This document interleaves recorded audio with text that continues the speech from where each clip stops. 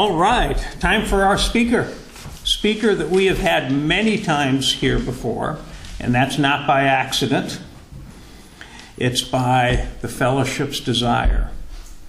Today's speaker always brings us a wonderful message, sometimes mixed with humor, but always a message in there for each of us to take something home with us, something that we can put into our practical lives that helps us to understand who we truly are. Our speaker today is a counselor, former Catholic priest. He is a minister here at the Fellowship of the Inner Light Church. And Brother Tom, come forward, please. Tom Baker.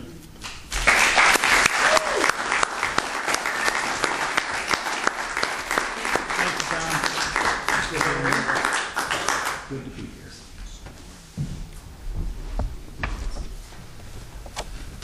Let's see what we have in store here.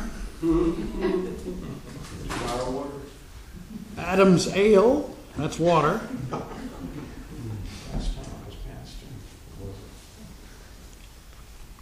It's water. I have a little cold. I was hoping that it might be vodka. That way it would have sort of soothed my throat a little bit. Oh well.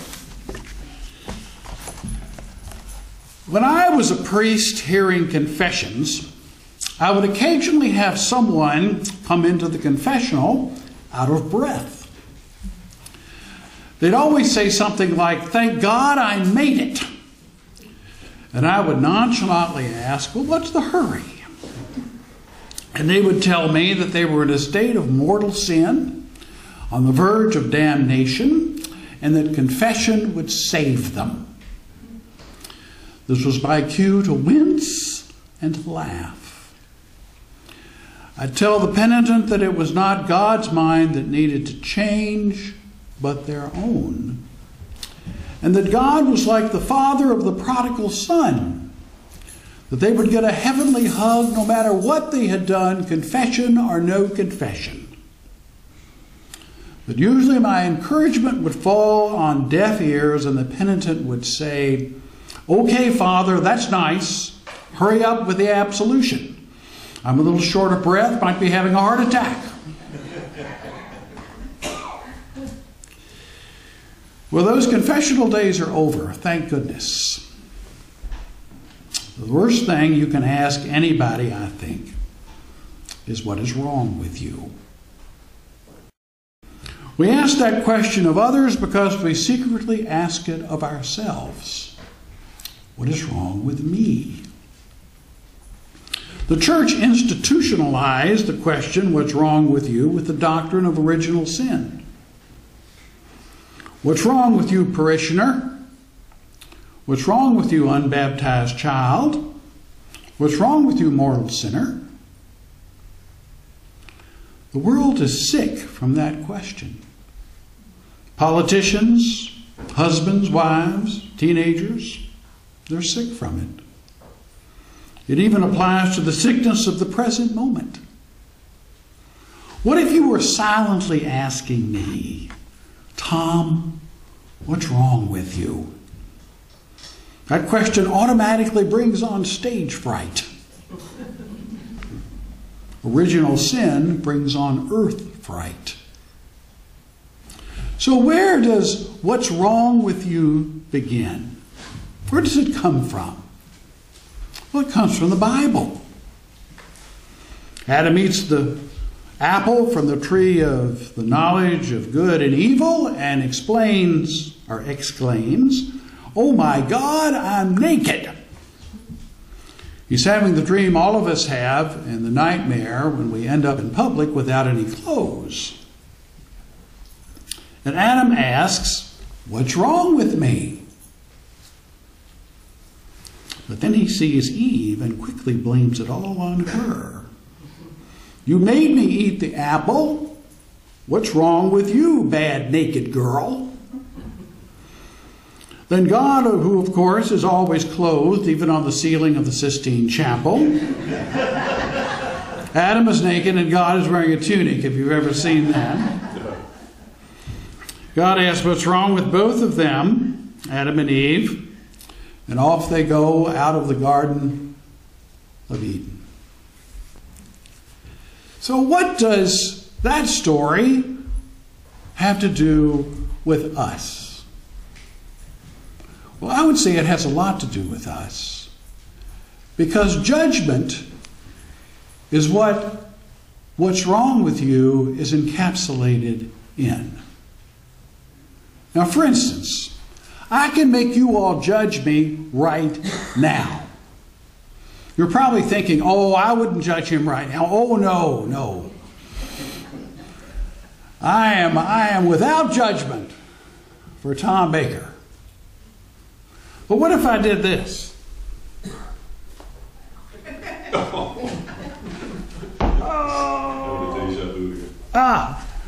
I've done this before, I think. Took off my shoe. Took off my sock. Tight feet.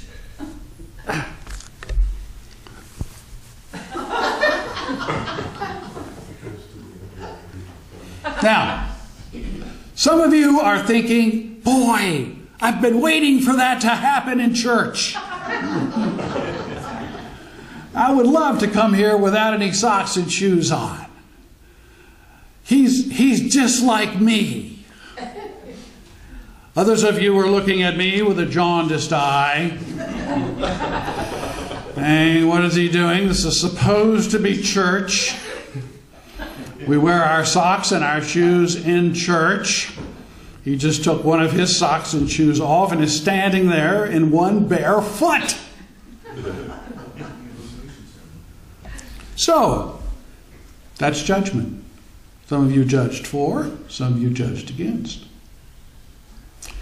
It's absolutely narcissistic. Judgment has to do with how I think of myself in comparison with you.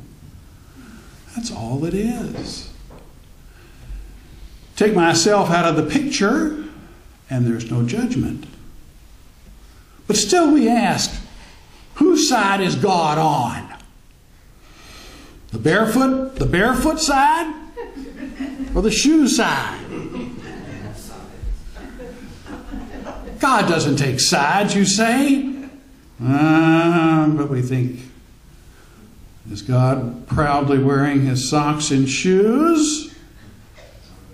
Or is he a barefoot kind of God, walking on the warm sand and surfing every chance he gets?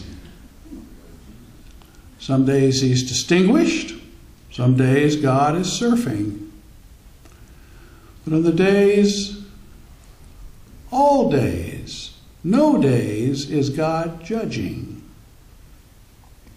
God is not trying to define himself against us or for us.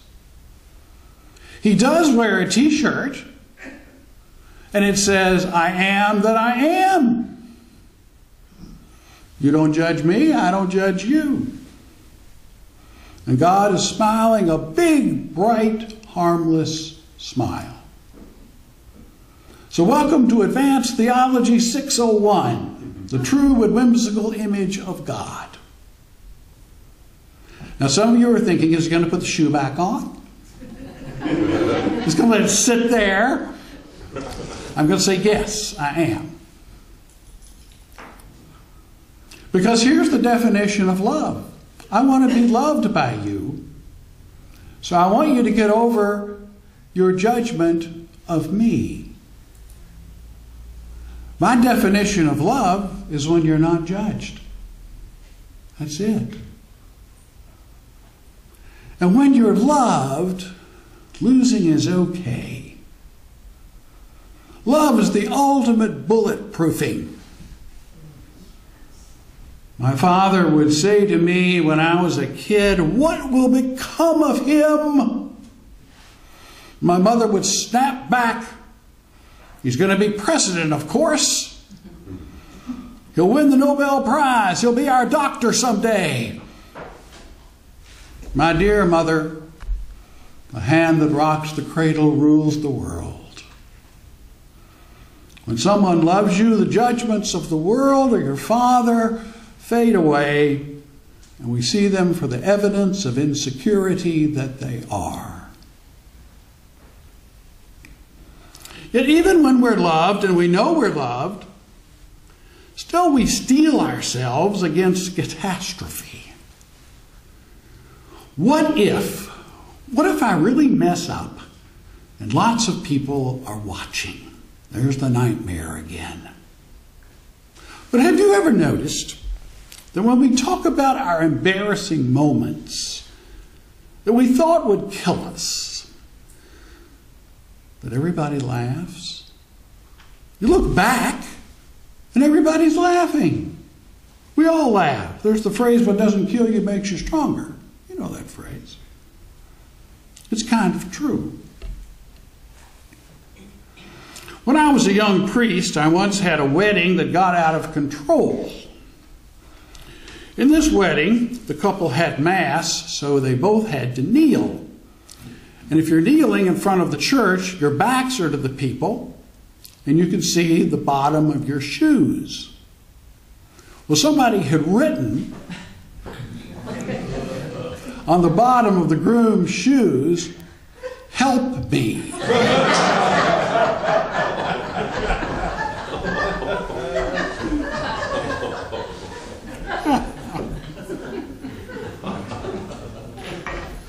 Well, I didn't know this until afterwards. But the effect it had on everybody was to place them in a mood to laugh, right on the edge of a giggle. Help me. So I started the Mass with "The Lord be with you." And the people responded, "And also with you," but then several people laughed. Then I went into the penitential rite and recited, "Lord have mercy, Christ have mercy, Lord have mercy." More laughter. This happened throughout the Mass. I started to get mad. People weren't taking God seriously. Somebody was secretly acting up. Why were people laughing?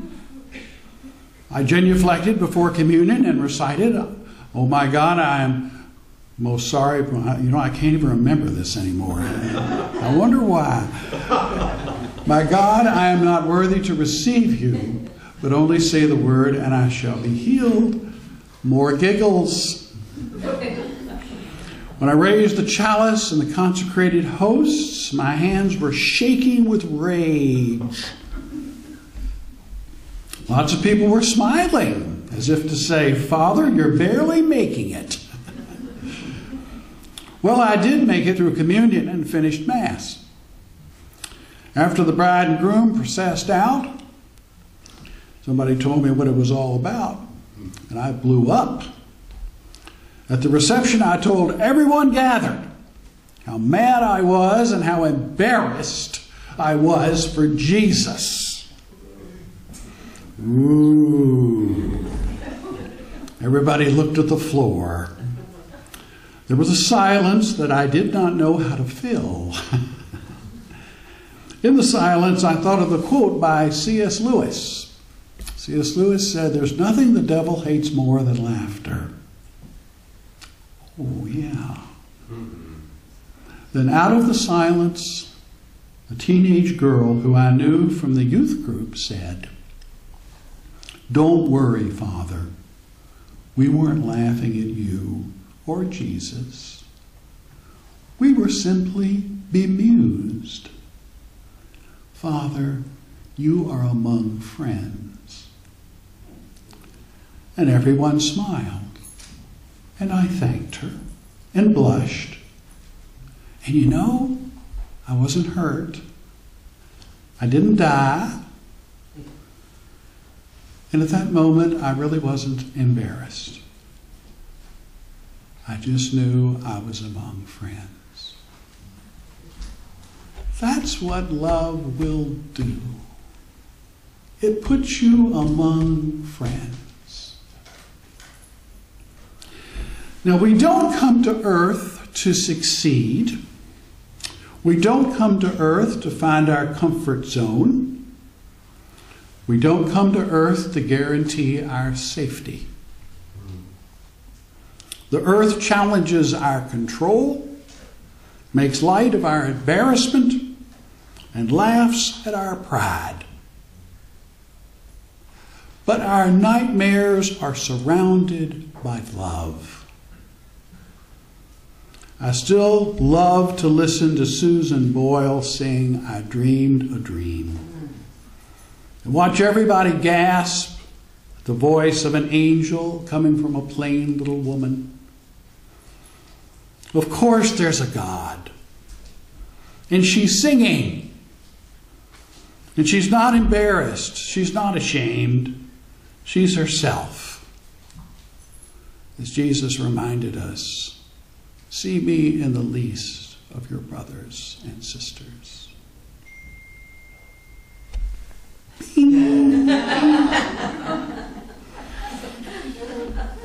If I were hearing confessions today, I would ask people to talk about when they loved and felt loved, when they were kind and generous and tender. And in doing so, I would be asking them how they manifested who they really are, not how they stumbled into who they were not. When I was a very little boy, I would say something kind or be generous with my toys or be nice to the cat. And my grandmother would say, "Now that's the Tommy I know." And I would beam. It's so good to be known for exactly who we are. And that's how God knows us. Delightful souls, each one beaming. And this thing about something being wrong with you, it's nonsense. It is, and I hesitate to say this in a church, but it is bullshit. It's baloney.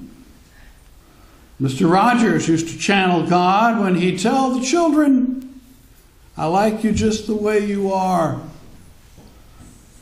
With your shoes on or your shoes off." Thank you.